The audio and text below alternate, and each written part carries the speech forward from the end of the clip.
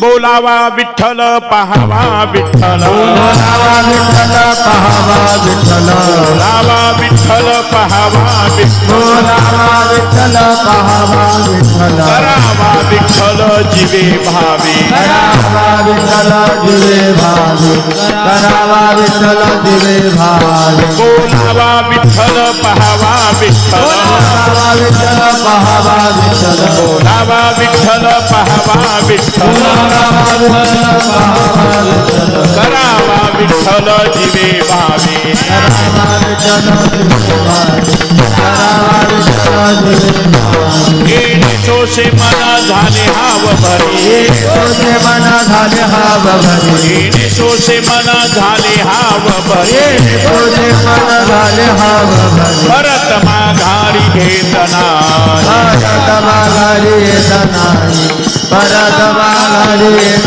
नाही येणे सोसे मन झाले हाव भरे सोसे मन झाले हाव भरे येणे सोसे मन झाले हाव भरे सोसे मन झाले हाव भरे परत माघारी घेत नाही माघारी घेत नाही परत माघारी घेत नाही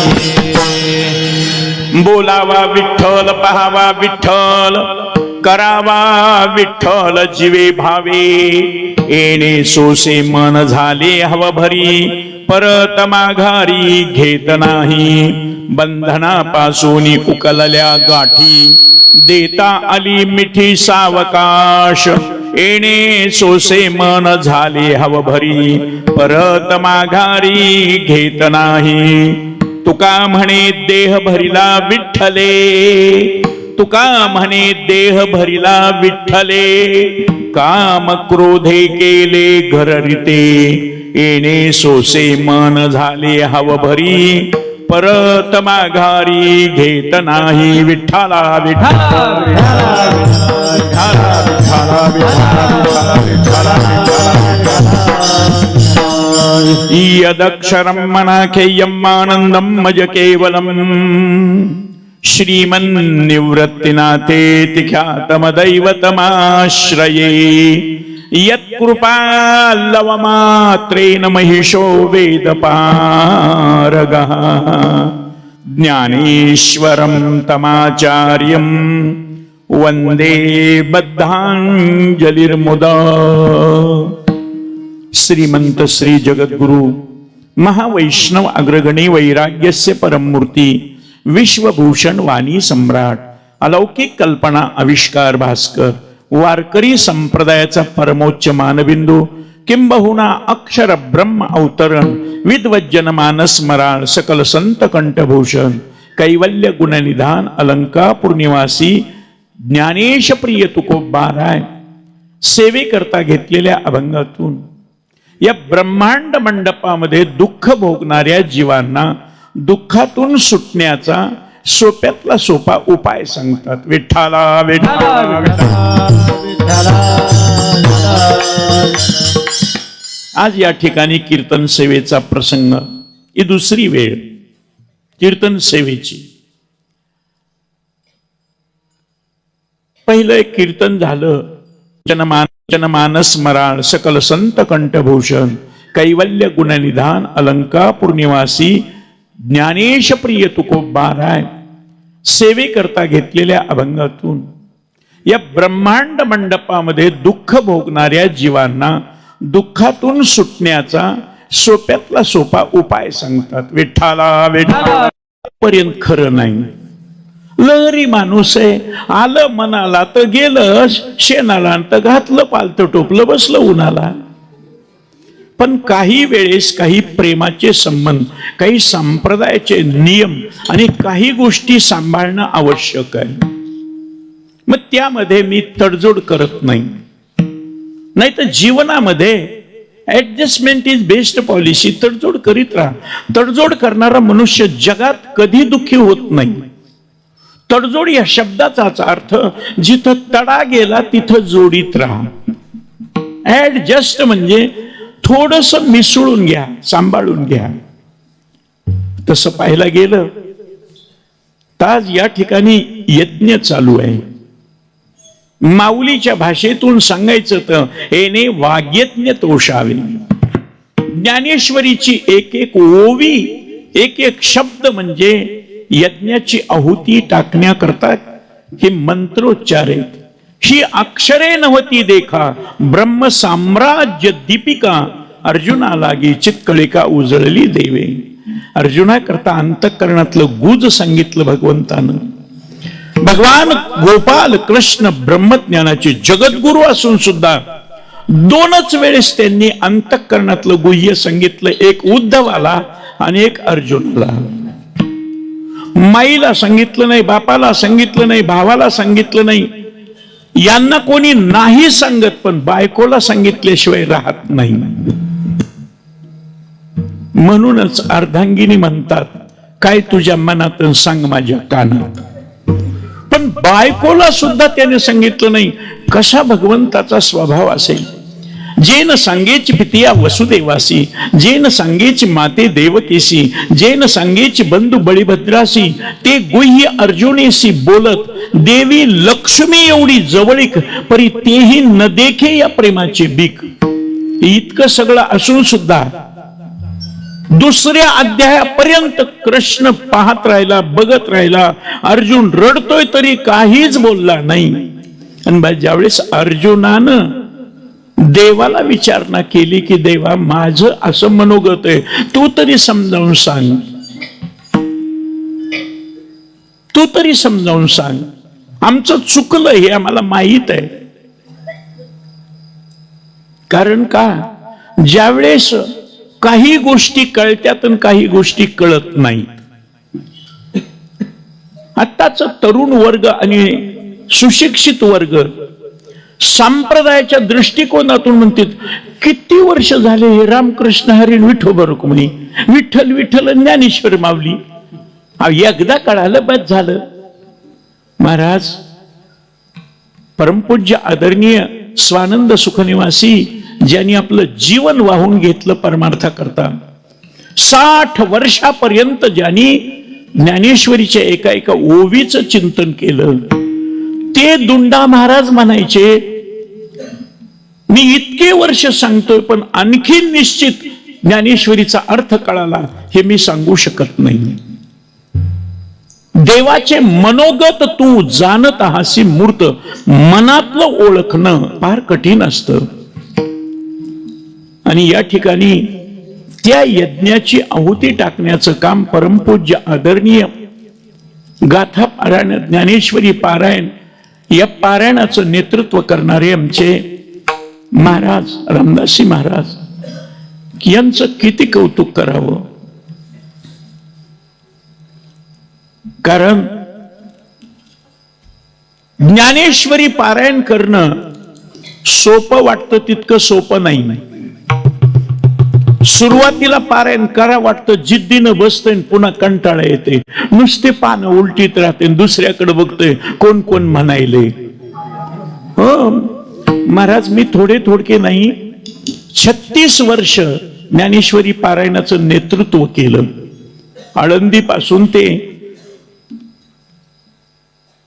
43 वर्ष झालीत मला कीर्तन करत राहतोय. माझे वडील वयाच्या 93 वर्षापर्यंत आदल्या दिवशी कीर्तन केलं, दुसऱ्या दिवशी देह सोडला. आणि विशेष आळंदीच्या जोग महाराजांच्या संस्थेतले ते विद्यार्थी 1930 ते 1937 पर्यंत ते तिथं. माझे आजोबा माझ्याही जन्माच्या अगोदर जोग महाराजांच्या सानिध्यामध्ये चिंतन करणं. तिसरी पिढी जोग महाराजांच्या संस्थेत शिकणारी. एवढंच नव्हे तर तुम्हाला आश्चर्य वाटेल, काय नशीब माझं गमतीचं. आजोबानं सेवा केली, वडिलांनं सेवा केली, त्या सेवेचं फळ मला मिळालं.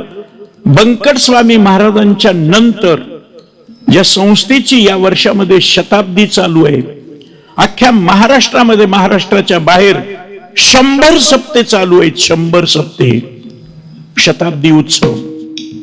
SP कॉलेजची शताब्दी तेरला गोरोबा काकाच्या समाधीची शताब्दी,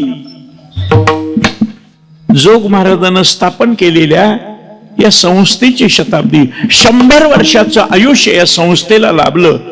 आणि जागतिक कीर्तीची संस्था एकच जगात आहे की शिकवणाऱ्याला पगार नाही आणि शिकणाऱ्याला फीस नाही.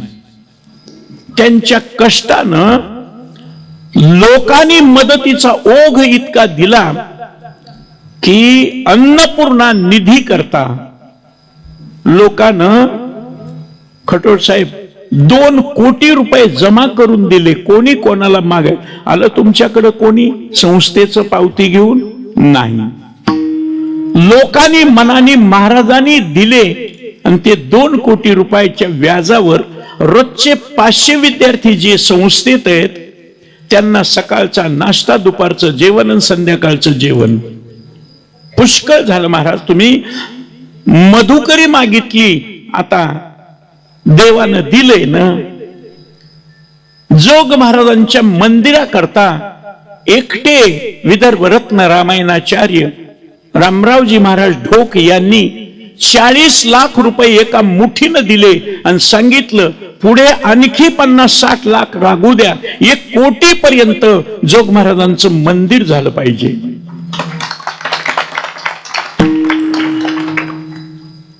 आणि त्याच अनुषंगानं या बीड मध्ये सुद्धा हा कार्यक्रम चालू आहे.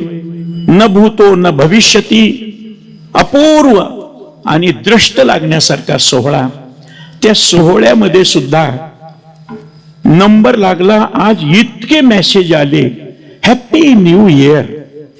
मी त्यांना लगेच पाठवायचं की हॅपी न्यू इयर हे आपलं नाही, हे इंग्रजानं सुरू केलेलं आहे आपलं पाडव्याच्या दिवशी. आणि म्हणूनच पाडव्याच्या दिवशी त्या सप्ताहाची सांगता होऊन PM CM राष्ट्रपती सगळे हजर राहणार आहेत. आणि काल्याचं कीर्तन 29 तारखेला 29/3/2017 समारोप होणार शताब्दी उत्सवाचा. कोणताही उद्देश डोळ्यापुढे ठेवला की ते कार्य सूक्ष्म न राहता व्यापक होतं. जे कार्य सूक्ष्म असतं तेच व्यापक होतं. सुरुवातीला मोठेपणा पुन्हा हळूहळू घसरत नाही महाराज. आणि म्हणूनच स्वर्गीय वैकुंठवासी कैलासवासी स्वानंद सुखनिवासी झुंबरलालजी कटोळ यांच्या स्मरणार्थ त्या प्रतिष्ठाननं उभा केलेलं.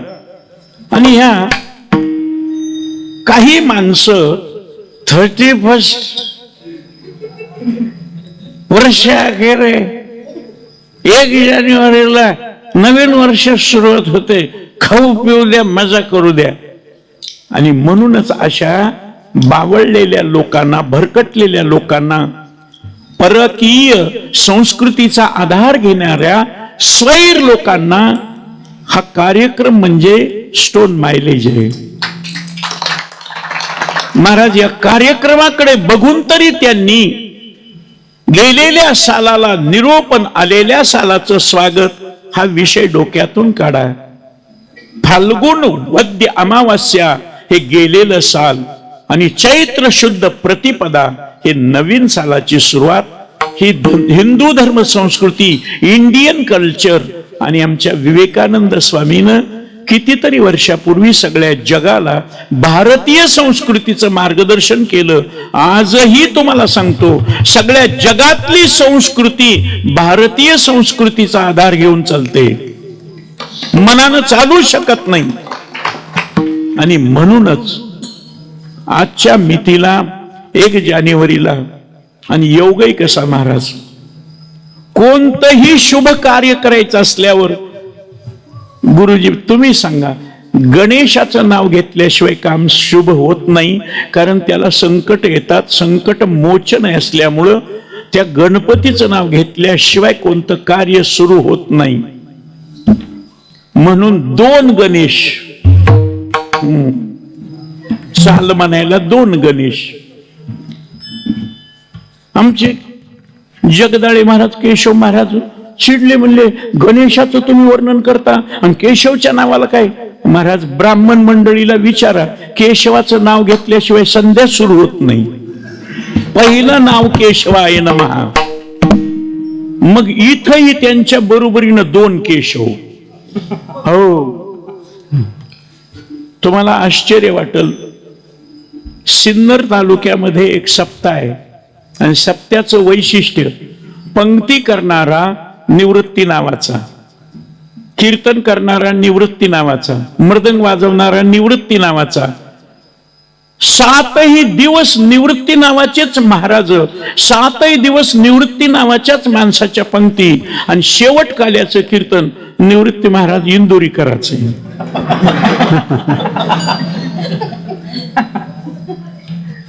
ते म्हणले, केशवबा बघा बाबा, तुम्ही हे सगळे निवृत्ती एका ठिकाणी केलेत.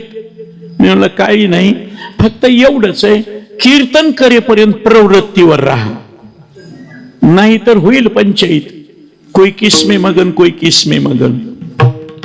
जीवनामध्ये कोणतंही कार्य करत असताना जगामध्ये सगळ्या जगातली, महाराष्ट्रापुरती नाही. काही माणसं म्हणतील, आम्ही किती वाजल्यापासून बसलोत, आणि खरंय या श्रोते मंडळीची, या ऐकणाऱ्या मंडळीचं किती कौतुक करावं तितकं कमीच आहे. एक येते, बोलून जाते, आणि ते जशाला तसेच बसलेले. बाबांनो, तुमचा सूड घेणार नाही, कारण दुपारी एक कीर्तन करून आणि 300 किलोमीटरचा प्रवास करून आलोय, 71 वर्ष चालू आहे, आणि त्याच्यामुळं मीही थकलोय. फक्त 2 वाजेपर्यंत कीर्तन करील, कारण मलाही जास्त बोललेला आवडत नाही. काही माणसं म्हणते 84 वर्षामध्ये मराठवाड्याचा कोणी विश्वस्त नव्हता वारकरी शिक्षण संस्थेला, बंकट स्वामीच्या नंतर. पण मोठे बुवांचा लाडकान वशिल्याचा असल्यामुळं मी विश्वस्तही झालो आणि मोठे बुवांच्या नंतर अध्यक्षही झालो. सगळं वातावरण बघितलं, जबाबदारी सहन होत नाही म्हणून राजीनामाही देऊन मोकळा झालो. हो, ती महाराज थोडकी नाही. सुरुवातीला वाटलं मधुकरी मागायची, कीर्तन शिकायचं. 4 वर्ष झालं कीर्तन आलं की निघाले बाहेर कमवायला. पण ज्यावेळेस तिथं गेलो आणि तिथं सह्या करावं लागल्या, संस्थेच्या इस्टेटीवर, त्या बँकेमध्ये सह्याची नमुना दाखवून ते सगळं दाखवलं. चमत्कार वाटला.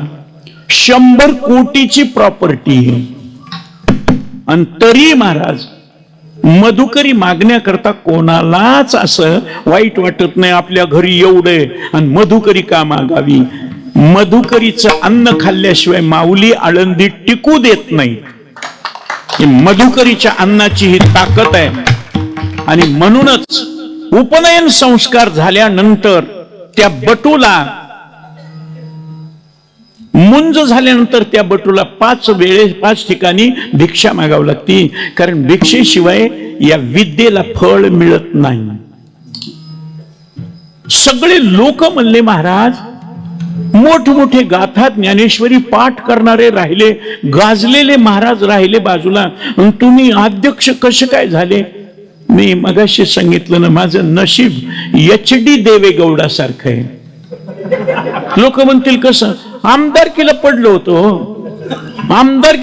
होतो, लागला चान्स पंतप्रधान म्हणून. 3च महिने का होईना, पण बोर्ड तर लागला ना, माजी पंतप्रधान.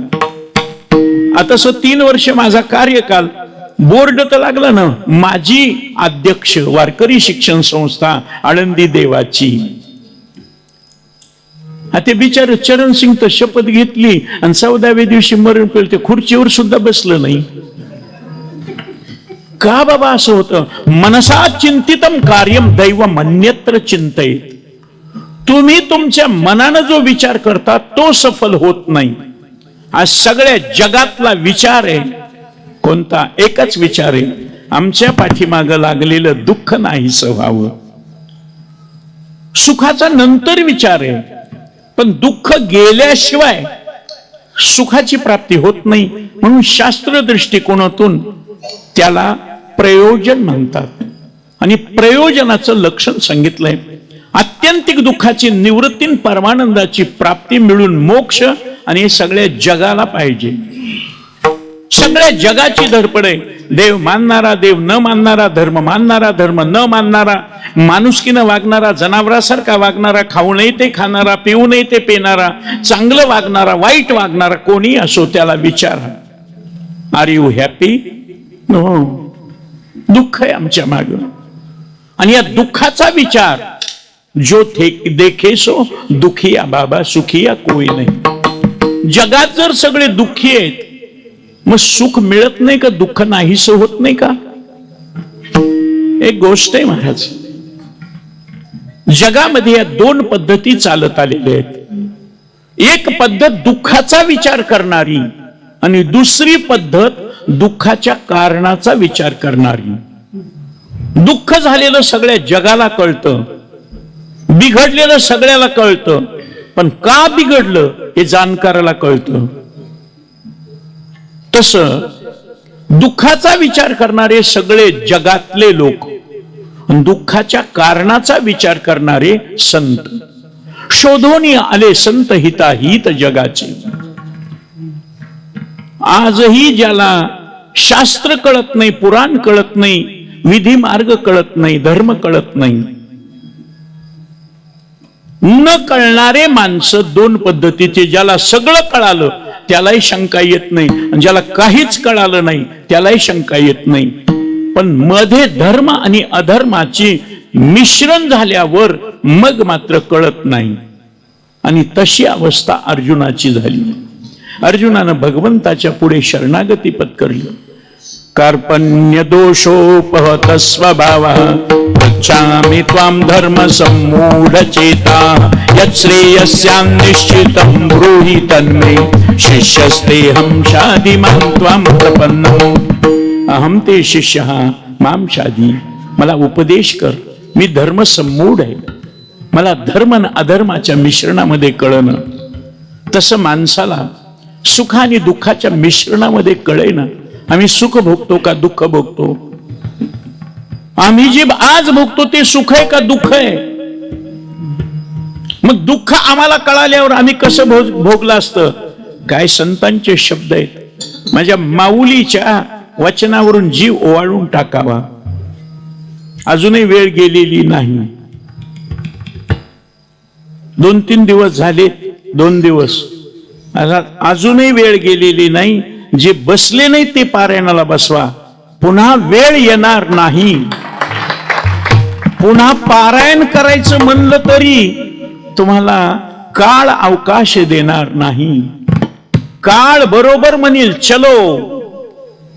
खात्री सांगू शकता महाराज आम्ही पुढच्या वर्षी पारायणाला बसू, खात्री सांगता काय? कबीर महाराज 7 वर्षाच्या मुलाला आपल्या सांगतात, क्या भरोसा है इस जिंदगी का, क्या भरोसा है इस जिंदगी का, साथ देती नहीं, साथ देती नहीं ये किसी का, क्या भरोसा है इस जिंदगी का, क्या भरोसा है इस जिंदगी का.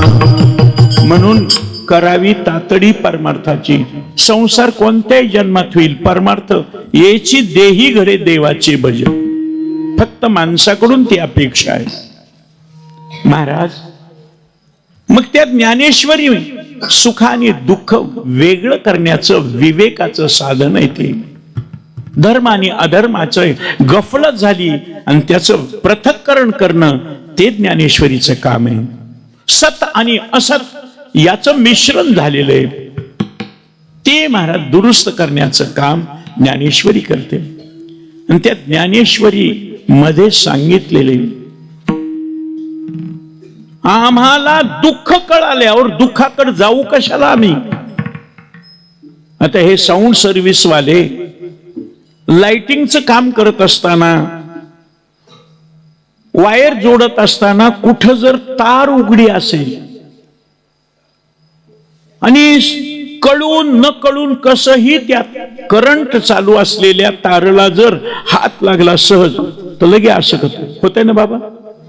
मग तुम्ही म्हणत नाहीत का क्या यार अपना दोस्ताना है, येच धंदा करता हूं मी, लाईटच काम करतो तू मलाही झटका द्यायलीस का? माय मावल्यानं स्टोव पेटवला, गॅस पेटवला, चूल पेटवली आणि विस्तव तयार झाला. अग्नी तयार झाल्यावर तुम्हीच तयार केलेल्या अग्नीला पुन्हा तुमचा हात लागला, पोळतं ना माय ताई, पोळतं ना. मग तुम्ही का म्हणत नाहीत मीच तुला पेटवलं तू मला पोळायलास का? त्याचा गुणधर्म आहे, अग्नीचा गुणधर्म दाहकत्व आहे. कोणी अग्नीला हात लावला चटका बसणार, कोणी साखर खाल्ली गोड लागणार, कोणी मिरची खाल्ली तिखट लागणार, कोणी लिंबाचा पाला खाल्ला कडू लागणार. काही माणसं म्हणतात आम्ही सांभाळल्या, ज्याचा जो गुणधर्म आहे तो जात नाही. तसा आम्हाला सुखाची आवड असताना दुःख नको असताना आमच्या मागे दुःख का लागलं, आम्ही का घेतलं दुःख? फसलोत आपण महाराज. आणि माऊलीची भाषा सांगतो, जे गावीचा चंद्र क्षयरोगी, जेथ उदय होय असता लागी, दुःख लेवोनी सुखाची अंगी सळीत जगाते. दुःखानं सुखाचं अंगड टोपडं घातलंय, म्हणून वर दिसताना ते सुख वाटतं, पण भोगत असताना ते दुःख आहे कळतं.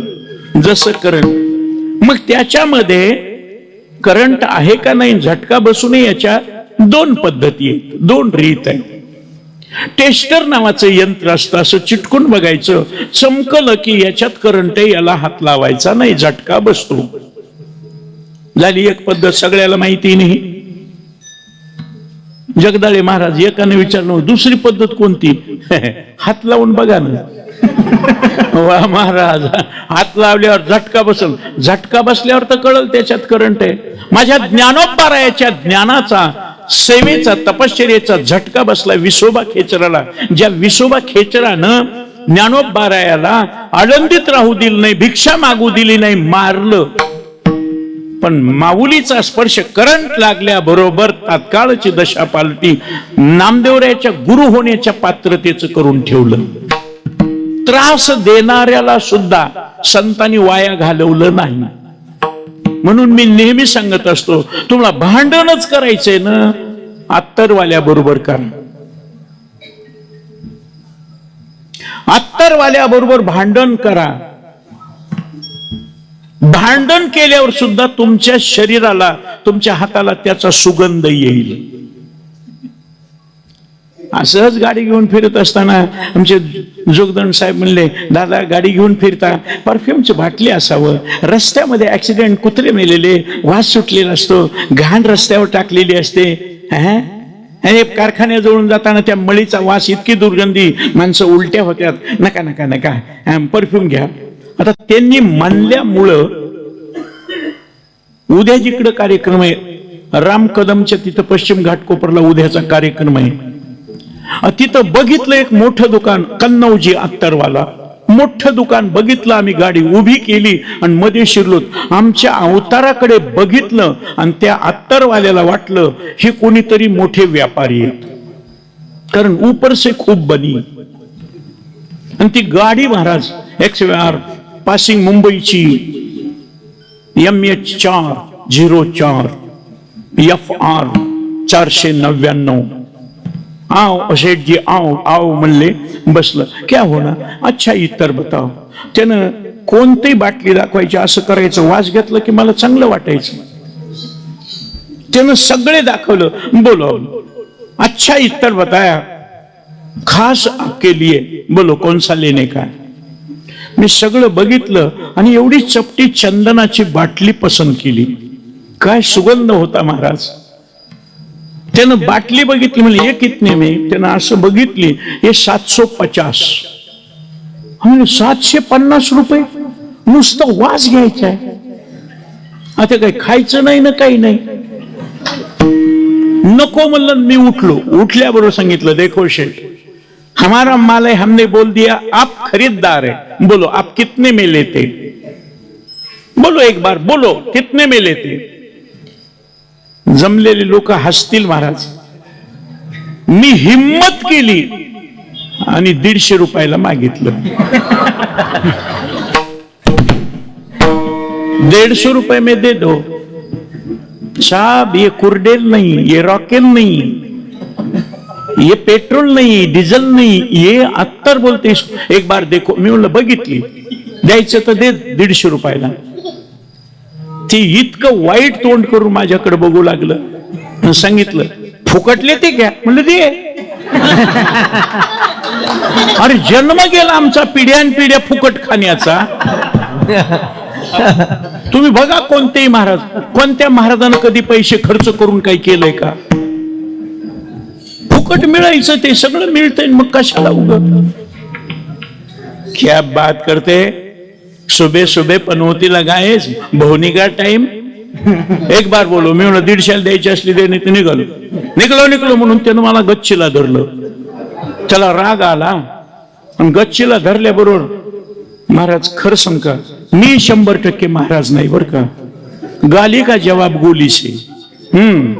मला माझ्या धर्माला, माझ्या संस्थेला, माझ्या गुरूंना, माझ्या संतांना, माझ्या गीतेला, माझ्या ग्रंथाला कोणी जर तीर्थाला कोणी काही म्हणलं की डोकं भडकते. मग जे होईल ते होईल, माग नाही ना पुढे नाही.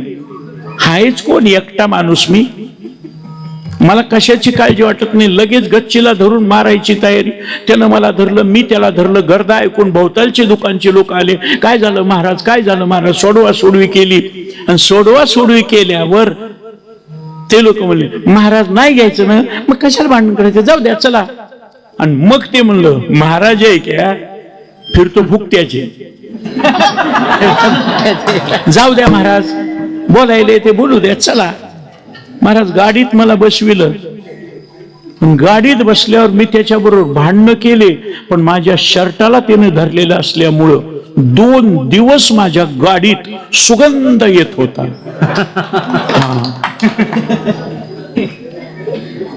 मी म्हणलं घेतलं काहीच नाही, भांडणं केले तरी सुगंध. म्हणून कधी लक्षात ठेवा, निंदा अथवा स्तुती करावी देवाची. संत आणि देव यांच्याबरोबर तुम्ही भांडण केलं तरी तुम्ही वाया जात नाहीत. तुम्ही राग राग देवाचं नाव घ्या, तुम्ही वाया जाणार नाही. कसंही तुम्ही देवाचं नाव घ्या तरी तुम्ही वाया जात नाहीत. राग राग काय उदाहरण दिलंय मला. रामायणाचे उद्गाते त्या वाल्या कोळ्यानं रामा रामा म्हणता येत नाही, मारा मारा म्हणला. आणि आजही करून बघा, 4 वेळेस तुम्ही मारा मारा म्हणलात तर त्याच्या वेळेस 2 वेळेस मध्ये रामा रामा येतं.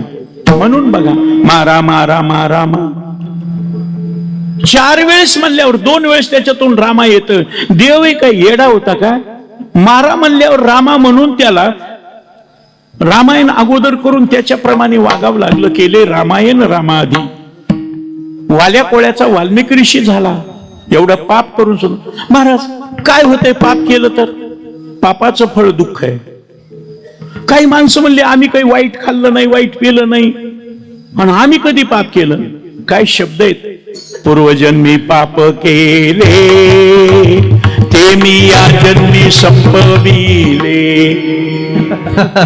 बहुविस्तार असं आहे.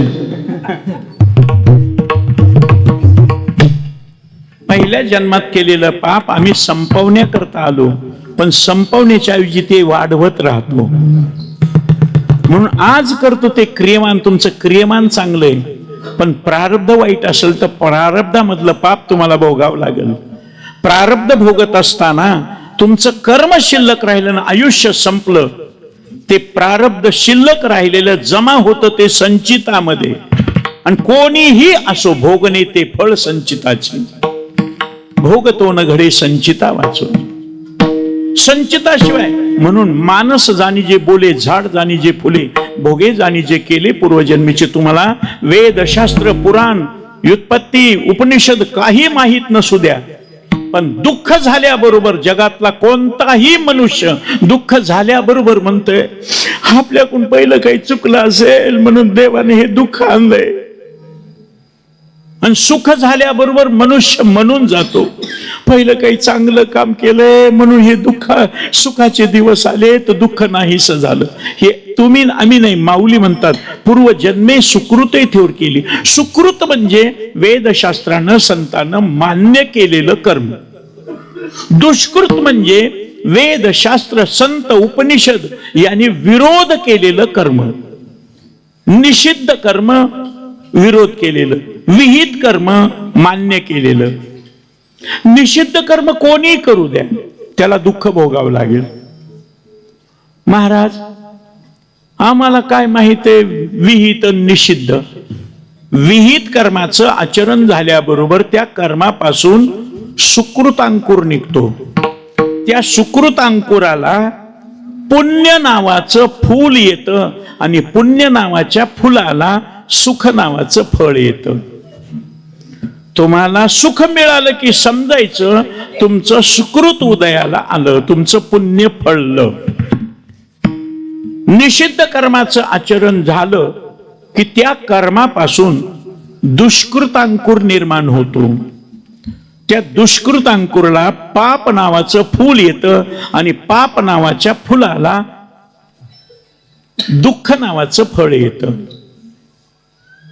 महाराज ज्याच्यामुळं दुःख होतंय ते का करावं, हा प्रश्न तुम्हाला मला आज नाही.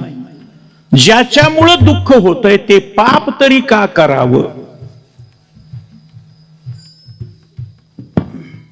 अर्जुनानं प्रश्न भगवंतापुढे मांडला 5000 वर्षापूर्वी, आजचं नाही. अथ केन प्रयुक्तोयम पापम चरति पुरुषः अनिच्छन्न पिवार्ष्णेय बलादिव नियोजितः.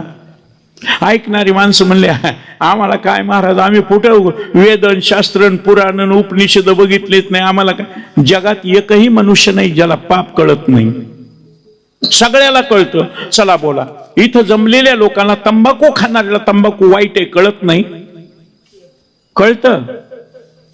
ते स्वतः तोंडात तंबाखू टाकून मग सांगतं महाराज पोराला समजावून सांगा, हो ते RMD खायलंय, मोठी माणिकचंद खायलंय, 3 महिन्यामध्ये कॅन्सर होण्याचं संभव डॉक्टरनं सांगितलं. मी म्हणलं बाबा तुम्ही खायचं सोडून द्या ना, आमचं जाऊ द्या म्हाताऱ्या माणसाचं. अरे तुम्ही केलेलं पाप पाप नाही का? पाप कुणी करू द्या. बिडी ओढणाऱ्याला बिडी वाईट आहे चांगली आहे कळत नाही. बिडी ओढून सिगरेट ओढून घशाचं महाराज पाठ वाटोळ झालेलं, छातीत कप दाटलेला आणि असं खोकलतंय भयानक. ऐकल्याबरोबर किळस येते त्या खोकल्याची. एरवी आपल्याला खोकला येतो पण लवंगी फटाकडी सारखा. काय आंबट तेलगट खाण्यात आलं काय खोक गले मी खिचखिच तेवढंच. पण ते हे जे बिडी सिगरेट ओढणार जे असते मग सोडून द्या म्हणलं तरी ते म्हणते काय करा महाराज सवय लागली, बिडी वाढल्याशिवाय संडासच होत नाही. अरे कुठून काढले तुम्ही? जगातली पद्धत आहे का? आणि ते खोकलं ते ना छटाकाचा 1.5 छटाकाचा हिरवा गार किळस वाटते किळस. तुकोबारायानं बघितलं 350 वर्षापूर्वी आणि त्यांनी सांगितलं बाईल म्हणे खर मरता तरी बरे नासियले घर थुंकुनिया.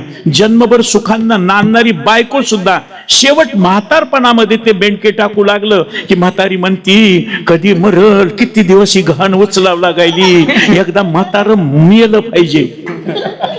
इतका तिटकारा. डॉक्टर कडे गेलं, डॉक्टर साहेब काही सुधारणा, घामाघूम. काय झालं? बिड्या वाढल्या. कळालं ना कशामुळे दुःख झालं, कळालं. तुम्हाला वाटतं का मटण खाणाऱ्याला मटण वाईट आहे कळत नाही? मटण खाऊन आलेला माणूस आमच्या ह्या प्रेमी मंडळीनं, या कार्यकारी मंडळीनं गाडीतून उतरला, ओ हो हो हो आज आमच्या मंडपापुढे या या, आजची आरती तुमच्या हातानं. ते मंडप ते मंडपात नको. आमच्या साहेब लोकांची 1 जानेवारी 1 तारीख असल्यामुळं पार्टी होती आणि आम्ही beer bar, permit room, non veg खाल्लेलं आहे, मटन चिकन बिर्याणी खाल्लेली आहे. आणि तुमच्या मंडपात आम्ही येत नाही, उद्या आंघोळ करू येईल. म्हणजे त्यालाही माहिती आहे आपण खाल्लेलं वाईट आहे. हा पण काय कमाल आहे महाराज, चांगल्याला देव त्रास देतोय, वाईट करडीला कीड नाही, वक्त्याला पीड नाही. शे म्हणणारे वाजवणारे लोक आहेत ना, यांनी गायन करता करता गार पाणी पिलं आणि दुसऱ्या दिवशी म्हणले म्हणा गणेश महाराज चाल. महाराज आवाज बसला. गार पाणी पिले आवाजच बसला. हे दारू पिणारे बर्फ टाकून पिते.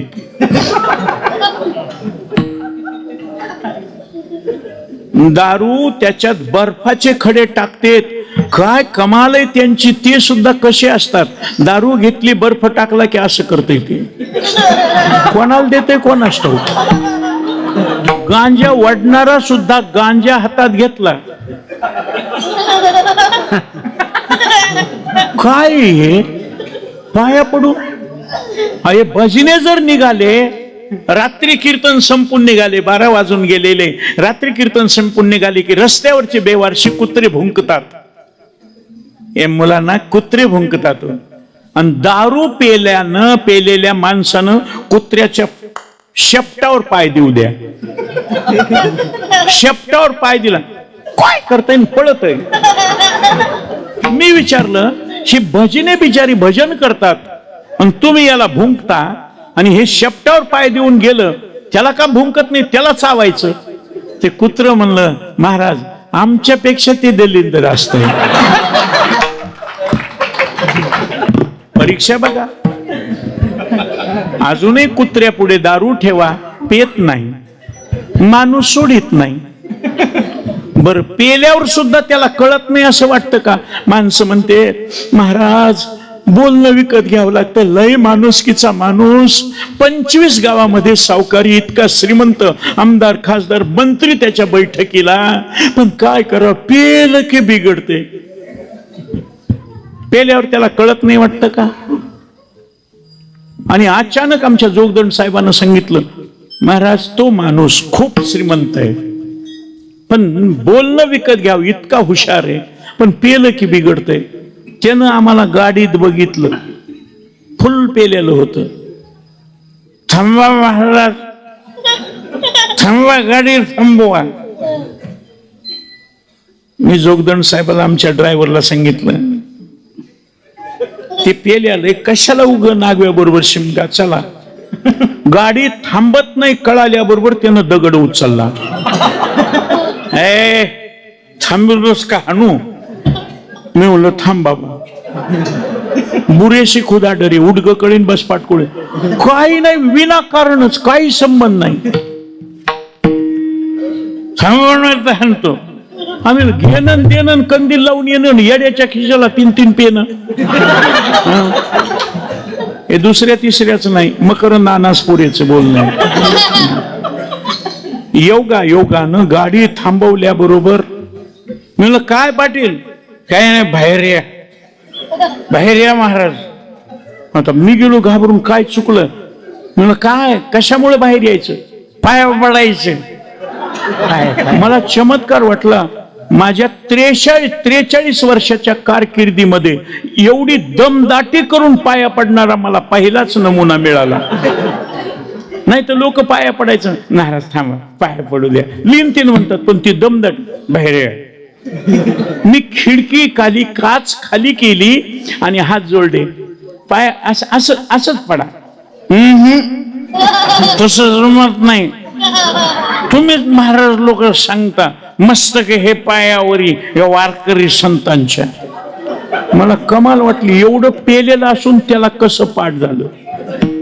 आम्हाला अभंग पाठ होईनत आणि त्यानं पाठ केले. उतराखाली म्हणलं त्यानं दरवाजा उघडला. माझ्या पायात काही नाही. पाय पळू लागले, ऊन लागू लागलं त्याच्या पायामध्ये. अंगे सुटम पाये बुटम नेके नेकटॉय कॉलरम जंटलमॅन. त्यानं असं करायला सुरुवात. म्हणलं काय पैसे देतो. म्हणलं नको नको नको असंच पाया पडा. तुम्ही सांगितलं की पत्रम पुष्पम फुल.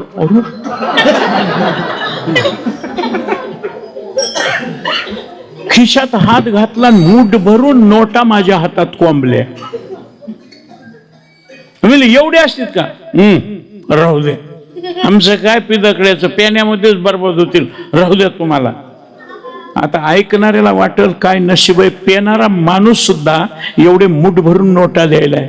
पण खरं सांगू सकाळी त्याची दारू उतरली की घरी येते महाराज कालचे पैसे द्या. पेल्यावर देतय आणि उतरल्यावर घेतय. नाही तुम्ही दिलेत, राहायचंय का नाही गावात? मग पाणी में रह के मगरमच्छ से बैर. मी खिशात हात घातला आणि जरा विचित्र महाराज मी असल्यामुळं 10ची एकच नोट ठेवून घेतली आणि सगळ्या नोटा त्याच्या हातात दिल्या. म्हणलं साहेब काल खूपच पेले होतं, काय सांगावं महाराज, घरचं टेन्शन, संसाराचं टेन्शन, लेकरा बाळाचं टेन्शन, पाहुण्याचं टेन्शन, राजकारणाचं टेन्शन, काही टेन्शनमुळं पेलो होतो. खरं सांगू महाराज, एवढं बोलत असताना त्यानं नोटा मोजायला सुरुवात केली आणि मोजता मोजता त्यानं सांगितलं महाराज. मी म्हणलं काय? 10 रुपये कमी आहेत. मी दोन्ही वेळेस शुद्धीवर होतो, घेता नाही देता नाही, तरी माझ्या लक्षात नाही, त्याच्या कसं लक्षात नाही. आम्ही एवढं सगळं काय सांगू, खरं सांगू, तब्येतीचं वाटोळं, इस्टेटीचं वाटोळं, लेकरा बाळाचं वाटोळं, बायका मुळाचं वाटोळं, घराण्याचं वाटोळं हे दारून केलंय. एवढं कृष्णाचं खानदान देवाचं. पण वारुणी नावाची दारू समुद्र मंथनातली आणि मैरेक नावाची दारू त्यांनी तयार केलेली किक बसावी, या 2 दारूनं कृष्णाचं सगळं खानदान खलास झालं. दिवा लावायला माग राहील नाही. भागवत ऐकलंय का? ते मला म्हणायले. आता हे जवळची माणसं, हे बिभीषण महाराज म्हणले दादा मट जवळच्या बोलता, आता बोला की. म्हणलं मी जे सांगणार आहे ते त्याला कळायलंय ना, मग कळून सुद्धा तो पाप का करतो, हा प्रश्न आहे. आणि त्याचं उत्तर माझ्या भगवंतानं दिलं. काम एष क्रोध एष रजोगुण समुद्भवा महाशनो महापाप्मा विद्येन निह वैरिणम. खरे वैरी हे काम क्रोध पाही. काय आमच्या नाथ महाराजानं इतकं सुंदर महाराज जोहाराचं रूप केले. कामाजी कोतवाली आने नाडिले बहुतासी, हरे हराची अप्रू घेतो भय नाही त्यासी. जमदग्नी दुर्वास नाडिले महान महान ऋषी, क्रोधाची फौजदार तोही मिळाला त्यासी. जोहार माय बाप जोहार म्हणे मी काया पुरीचा, जोहार माय बाप जोहार म्हणे मी काया पुरीचा. काम आणि क्रोधानं 2-2च उदाहरणं दिलेत. 4थीचं सर्टिफिकेट, 7वीचं सर्टिफिकेट, मॅट्रिकचं सर्टिफिकेट, BA चं सर्टिफिकेट, MA चं, सगळे सर्टिफिकेट दाखवले 2च, एक MA आणि एक PhD. संपलं. PhDचं MA चं सर्टिफिकेट दाखवून ते मॅट्रिक झालं मुस्कडीतच द्यावं. योगानं 2 उदाहरण. हरिहराची अब्रू घेतो भय नाही त्यासी, जमदग्नी दुर्वास नाडिले महान महान ऋषी. हरिहर संपूर्ण जगाचा कारभार करणारे शिव आणि विष्णू, त्यांची बेइज्जती केली की या कामक्रोधानं. हरिहराची अब्रू घेतो. जमदग्नी दुर्वास, काय अधिकार असेल. दत्तात्रेय आणि चंद्राचा भाऊ दुर्वास मुनी, अत्रि आणि अनुसयेचा मुलगा महाराज, पण त्यांची सुद्धा तपश्चर्या क्रोधानं वाटोळ केलं. जमदग्नी काय अधिकार असेल, पण त्या जमदग्नीला सुद्धा परशुरामाच्या मात्या पित्यांना त्या क्रोधानं वाटोळ केलं. महाराज एखाद्या वेळेस झालं म्हणजे काय हमेशाच असते का? यादीच काढली. इंद्र पडली बघे चंद्र झाला काळा, चंद्र झाला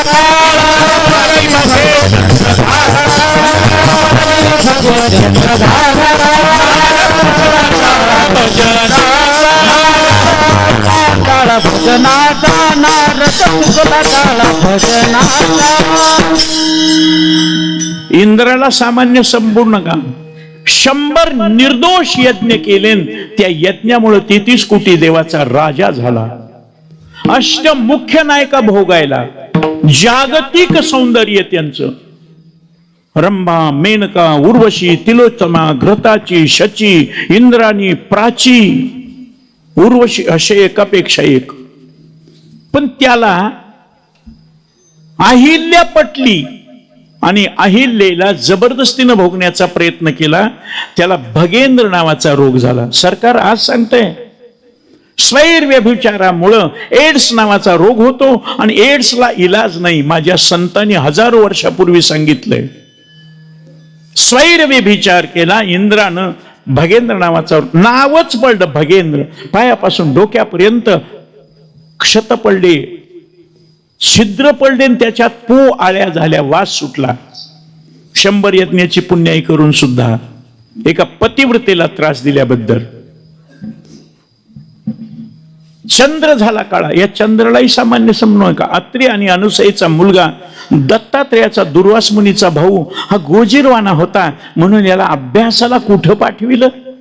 वेद अभ्यास करण्याकरता 33 कोटी देवाचे गुरु बृहस्पतीकडे पाठवलं. आणि चंद्राचं देखणे पण आणि ते बृहस्पतीकडे आल्याबरोबर असं त्याने महाराज काम करायला सुरुवात केली. काम प्यारा असतं. आणि असं पुढे पुढे करत असताना त्या बृहस्पतीची बायको तारा इतकी सुंदर होती. आणि या चंद्रानं काय शिक्षण घेतलं? राग मानू नका, फटकळ महाराज आहे मी, फटकन बोलून जातो. कोणाला राग आला तरी मला त्याचं वाईट वाटत नाही. एवढा चंद्र चांगला. पण गुरु माईला, गुरुची पत्नी आई म्हणतो आपण, गुरु माता, त्या तारेला घेऊन पळून गेलं ना. ते ब्राह्मण बिचार, अहो माझी पत्नी तरी परत द्यायला सांगा न. चंद्र शिकायला आला आणि बायको माझी पळून घेऊन गेला. चंद्रानं सुद्धा 5 महिन्याची गरोदर झाल्यावर आणून सोडलं. म्हणून गुरु तल्पगता हा महापापाचा दोष लागला. म्हणून त्याचं तोंड काळ झालं, त्याला क्षयरोग झाला. जगात त्याला कोणी चांगलं म्हणत नाही. महाराज महापाप त्याला घडलं म्हणून त्याला दुःख. चंद्र झाला काळा. आणि सगळ्या जगाला ब्रह्मसूत्र सांगणारे, राक्षसामध्ये सुद्धा ज्यांना मान होता ते नारद ऋषी. आणि भजन त्यांचं ऐकलं. दुष्ट लोक सुद्धा पाया पडायचे. दुष्ट, जगात नाव घ्यावायचं नाही असा कायदा काढणारा हिरण्यकश्यप, पण त्यानं म्हणायचं नारद ऋषी थोडं भजन करा, ऐका वाटतंय. नारायण नारायण श्रीमन्नारायण नारायण नारायण श्रीमन्नारायण नारायण नारायण श्रीमन्नारायण नारायण नारायण नारायण नारायण भज मन नारायण. आणि असे सतत भजन करणारे नारद ऋषी. साधी गोष्ट घडली. कृष्णाच्या दर्शनाला निघाले द्वारकेला. गोमती नदीच्या तिथं आल्याबरोबर सूर्योदय झालेला पाहिला. आणि त्या सूर्याला अर्घ्य देण्याकरता त्या गोमतीमध्ये शिरले. रात्रभर शांत राहिलेलं पाणी, सकाळचं ऊन त्याच्यात पडलं आणि त्या उन्हामधलं पाण्यातलं दिसू लागलं त्यांना तळ, स्वच्छ पाणी. त्या मासोळीच्या माग मासे लागलेले बघितले नारदानं. आणि हातपाय धुता धुताच मनात विचार केला, एकट्या माणसाचं काही खरं नाही. जीवा भावाला खरंच बायको असावी. आता वाजवून वाजून हात जर दुखले तर आमचे जगदाळे महाराज घरी जाऊन म्हणू शकतात बायकोला, इकडे बरं थोडस हातचोळ बरं, अमृतांजन लाव, नाही मूह लाव. आणि जरा लईच वाजवण्यात आलं, केशव महाराजांना लई ताणलं, मग थोडं हे भजने उभा राहून जर पाय दुखले तर हे घरी गेल्यावर म्हणू शकते जरा पाय दाब ना. हे बसून बसून कंटाळा आला. सारखे कार्यक्रम कोणता सोडावून उठून जाऊ, बरं दिसत नाही. आणि मग घरी गेल्यावर अरे बापरे, जरा तवा गरम कर बरं, थोडस दाब बरं. आता हे गायन करणारे बिचारे गाऊन गाऊन ह्यांचा गळा दुखला, तर हे घरी गेल्यावर म्हणते जरा गळा दाब बरं. दाब म्हणायचं. हा चुकलं बर का, गळा चोळ. दाब नाही. दाब म्हणजे जीव जाईल ना. नरडदाब. एकट्या माणसानं काय करावं? डोकं दुखलं तर आपले आपण, हात दुखलं तर आपले आपण, पाय दुखलं तर आपले आपण. बायको असावी. भजन दिलं सोडून आणि देवाला म्हणू लागले, कधी करशील लग्न माझे, तुझं ठावे ईश्वरा. आम्ही रात्रंदिवस तुझं भजन करावं आणि तुम्हाला आमची काळजी नाही. काय मला देवा लग्न करायचे, मग मुलगी पसंत केली काय? काय देवा, तुझ्या इथं 16,108 बायका आहेत, त्याच्यातली एक जर दिली तर काय तुझं बिघडल का? अरे गोमीचा पाय मोडला एक तर गोमलंगडी होत नाही, इतके पाय असतात तिला. देवानं शब्द ऐकले, कामा तुरामनाम न भयम न लज्जा. ज्या कृष्णाच्या बायकांना गुरुमाऊली म्हणत होता, त्यांच्याबद्दल ही भावना बनल्याबरोबर कृष्ण मोठा खेळ खेळूया. त्यांनी म्हणला, खरोखर नारद ऋषी माझ्या मनातलं बोलला, लय गर्दा झाला. एक बायको माणसाला सुधरू देत नाही. बघा तुम्ही, सप्त्याला आलेला माणूस 7-8-10 दिवस राहिला, पाकिट, नारळ, शाल, सत्कार, स्मृतिचिन्ह घरी घेऊन गेला. गावातले लोक, झाला सप्ताह, झाला कार्यक्रम, मस्त झाला कार्यक्रम, सगळे कौतुकानं बोलतात. पण बायकोला कौतुक नाही. दरवाज्यावर थाप पडल्यावर बायको म्हणती, आला सप्ताह. मालक आले म्हणत नाही. सगळ्या जगानं कौतुक केलं पण ती कौतुक करीत नाही.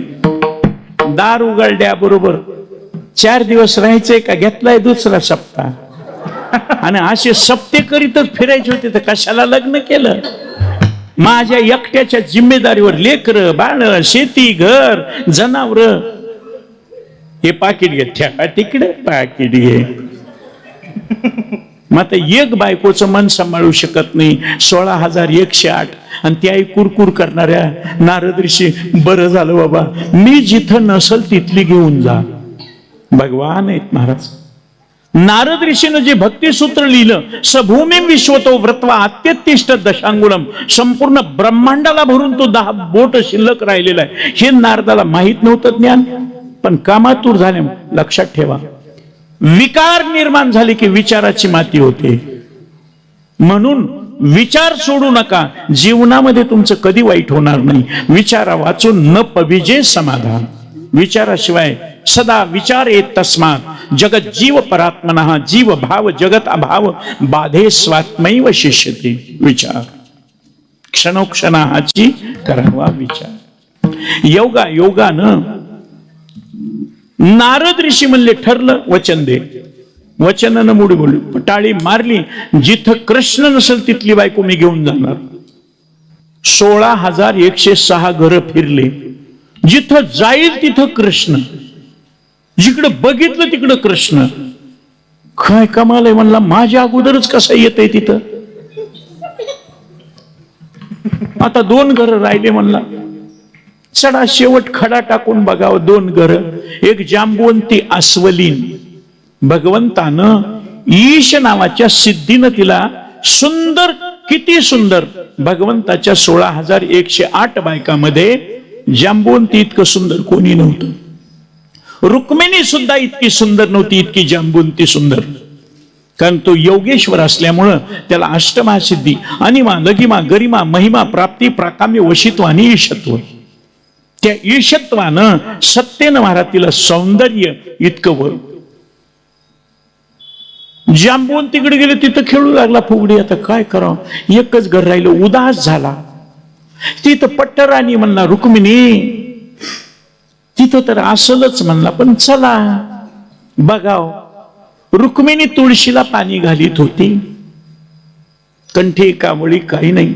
नारद ऋषी सगळ्या बंगल्यामध्ये, सगळ्या राजवाड्यामध्ये फिरू लागले. रुक्मिणीनं बघितलं आणि तिला हे पहिलं काही माहित नसल्यामुळं, नारदा मी इथं आहे बाळा.